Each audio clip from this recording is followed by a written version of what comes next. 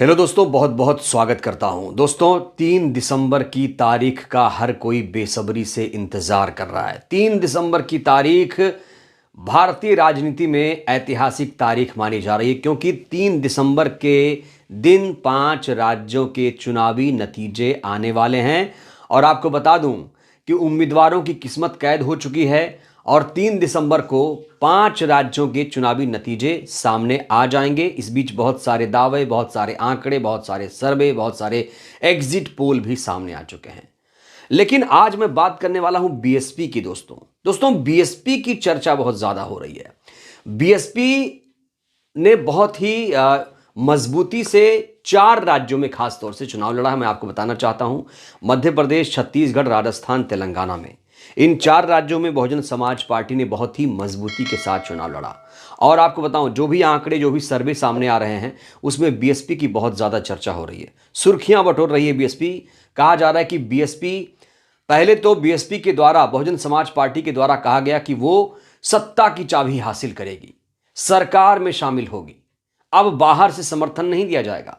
दोस्तों, एक बात आपको यहां पर बताना चाहता हूं कि जो बीएसपी है वो अभी तक राजस्थान में और मध्य प्रदेश में खास तौर से कांग्रेस पार्टी को बाहर से समर्थन दे रही थी।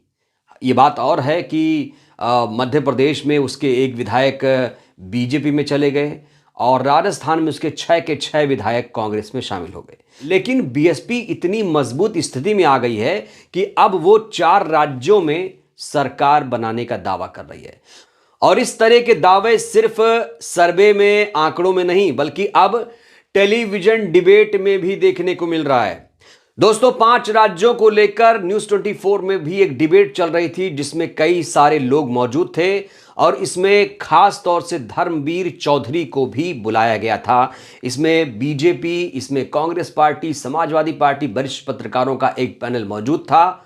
जब यहां पर धर्मवीर चौधरी ने दावा किया कि इस बार 4 राज्यों में बसपा की सरकार बनेगी, तो एंकर के सारे जो पैनल थे उनके होश उड़ गए। दोस्तों, सबसे पहले मैं चाहता हूं आप लोग ये वीडियो देखिए। आप कह रहे हैं एमपी, राजस्थान, छत्तीसगढ़ में बीएसपी का सीएम बनेगा? यस, बिल्कुल बनेगा। यस, बिल्कुल बनेगा। भाई परवीन, तेलंगाना। यहां पर नोट करने वाली बात यह दोस्तों, जैसे ही धर्मवीर चौधरी ने यह दावा किया कि 4 राज्यों में बसपा की सरकार बनेगी, एंकर को हंसी छूट गई। एंकर को हंसी छूट गई और यह हास्यास्पद लगा। क्योंकि दोस्तों, इसलिए एंकर को हंसी छूट गई क्योंकि वो बसपा को कमजोर मान रहे हैं। उनको लगता है कि बसपा कुछ भी नहीं है और इसीलिए सारे लोग जो थे यहां पर धर्मवीर चौधरी को छोड़कर धर्मवीर चौधरी की बात पर उपहास करने लगे, अट्टहास करने लगे और जोर से हंसने लगे। आगे धर्मवीर चौधरी ने जो कहा वो भी हैरान कर देने वाला था। यहां पर तो मध्य प्रदेश, छत्तीसगढ़, राजस्थान की बात थी, लेकिन धर्मवीर चौधरी ने यह भी कहा सिर्फ 3 राज्यों में नहीं, तेलंगाना में भी बसपा सरकार बनाएगी। जरा सुनिए। भाई परवीन तेलंगाना में मुख्यमंत्री की पद की शपथ लेंगे, ये भी मैं आपको बता रहा हूं। तो दोस्तों, धर्मवीर चौधरी ने 4 राज्यों में बीएसपी के सरकार बनाने का दावा कर दिया।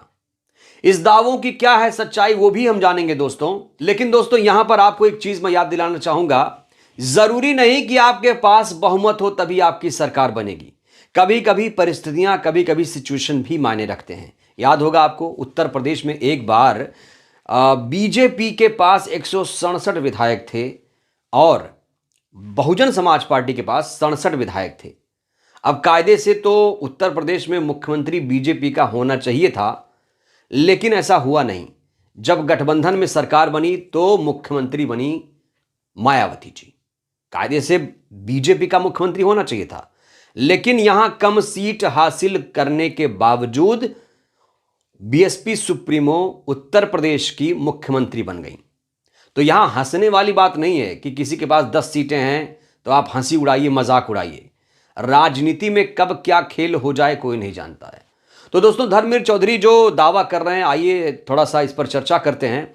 देखिए, मध्य प्रदेश में स्थिति देखा जाए तो मध्य प्रदेश में कुल 230 विधानसभा सीटें हैं। 230 विधानसभा सीटें हैं और यहां पर बहुमत के लिए 116 सीटें चाहिए मध्य प्रदेश में खास तौर से। और मध्य प्रदेश में बीएसपी ने इस बार गठबंधन के साथ चुनाव लड़ा है। गोंडवाना गणतंत्र पार्टी है, एक स्थानीय पार्टी, उनके साथ गठबंधन किया और चुनाव लड़ा।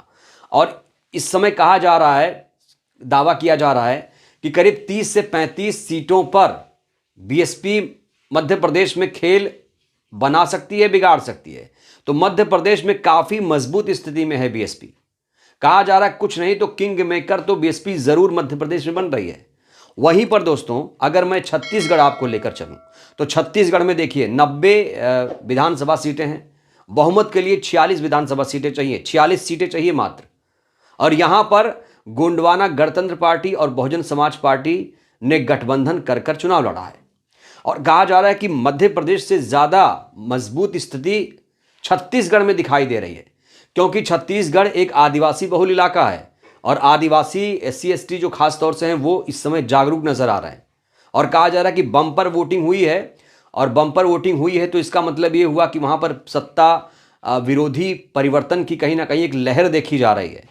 और यहां पर भी बसपा गठबंधन काफी मजबूत स्थिति में है और कहा जा रहा है कि यहां पर भी किंग या किंग मेकर बनने की स्थिति में बसपा नजर आ रही है।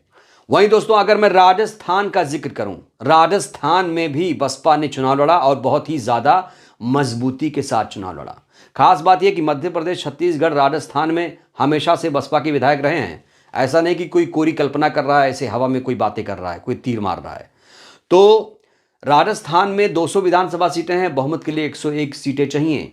और आपको याद दिला दूं 2018 में 6 विधायक बसपा के जीत कर आए थे। बसपा के विधायकों ने बाहर से समर्थन दिया, तब जाकर गहलोत की सरकार बनी थी। तो वहां पर तो पहले से किंग मेकर बन गई थी 2018 में। लेकिन गलती क्या हुई कि सरकार में शामिल नहीं हुई बसपा। लेकिन इस बार संकल्प लिया गया था कि कहीं भी अगर विधायक आएंगे तो हम सरकार में शामिल होंगे, हम बाहर से समर्थन नहीं देंगे। तो राजस्थान में भी खासतौर से पूर्वी राजस्थान का जो इलाका है, धौलपुर, दौसा, करौली, ये जो इलाके हैं पूर्वी राजस्थान में खासतौर से बसपा काफी मजबूती से चुनाव लड़ी है। और यहां पर भी 30 से 35 सीटों पर खेल बनाने बिगाड़ने की स्थिति में नजर आ रही है। यहां पर भी बसपा किंग मेकर बनती हुई नजर आ रही है। तो दोस्तों ये संयोग ही कहा जाएगा कि चाहे मध्य प्रदेश हो, चाहे छत्तीसगढ़ हो, चाहे राजस्थान हो, तीनों ही राज्यों में इक्वली तरीके से बराबर की स्थिति में नजर आ रही है बसपा। और बहुत ही मजबूती से चुनाव लड़ा गया है, रैलियां धुआंधार की गई हैं। वहां के जो नेशनल कोऑर्डिनेटर हैं बीएसपी के, आकाश आनंद, उन्होंने काफी मेहनत की, उनकी मेहनत रंग भी ला रही है। दोस्तों अब बात करते हैं तेलंगाना की। देखिए तेलंगाना में बसपा इस समय काफी मजबूत स्थिति में नजर आ रही है। तेलंगाना में 119 विधानसभा सीटें हैं, बहुमत के लिए चाहिए 60 सीटें। दोस्तों तेलंगाना में तो बसपा ने इतिहास ही रच दिया है। ऐसा ना तो मध्य प्रदेश में हुआ, ना तो छत्तीसगढ़ में हुआ, ना तो राजस्थान में हुआ, लेकिन तेलंगाना में अलग ही अंदाज में बसपा चुनाव लड़ रही है। बसपा यहां इतनी मजबूत है कि यहां पर बसपा ने अपना एक मुख्यमंत्री का चेहरा भी उतार दिया है।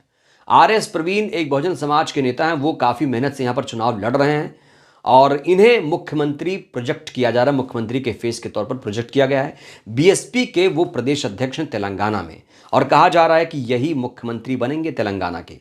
तो दोस्तों एक बात और आपको बताना चाहूंगा कि बसपा ने कहा कि अगर राज्यों में किसी पार्टी को बहुमत ना मिले तो फिर सत्ता की चाबी उनके पास होगी। ये बात नोट करने वाली है। मध्य प्रदेश, छत्तीसगढ़, राजस्थान या तेलंगाना, अगर किसी के पास बहुमत नहीं होगा तो सत्ता की चाबी इन 4 राज्यों में बीएसपी के पास होगी। पार्टी सरकार में शामिल होगी। यही संकल्प, इसी संकल्प के साथ 2023 में विधानसभा का चुनाव बीएसपी के द्वारा लड़ा गया है और बहुत ही मजबूती के साथ लड़ा गया है। तो दोस्तों 4 राज्यों में क्या वाकई बीएसपी की सरकार बनेगी? धर्मवीर चौधरी ने जिस तरीके से दावा किया है, उन दावों को लेकर आपकी क्या प्रतिक्रिया है, उस पर अपनी राय आप लोग दीजिएगा जरूर। लेकिन एक चीज आपको यहां पर बताना चाहता हूं कि अभी हमें 3 दिसंबर तक का इंतजार करना पड़ेगा। 3 दिसंबर को क्या नतीजे ऐसे ही चौंकाने वाले होंगे, इस पर आपकी क्या राय है, अपनी प्रतिक्रिया आप लोग जरूर दीजिएगा। वीडियो को लाइक करिए, चैनल को सब्सक्राइब करिए, सहयोग करिए, वीडियो को जन जन तक पहुंचाइए जिससे देश की जनता जागरूक हो। जय भारत, जय संविधान, शुक्रिया।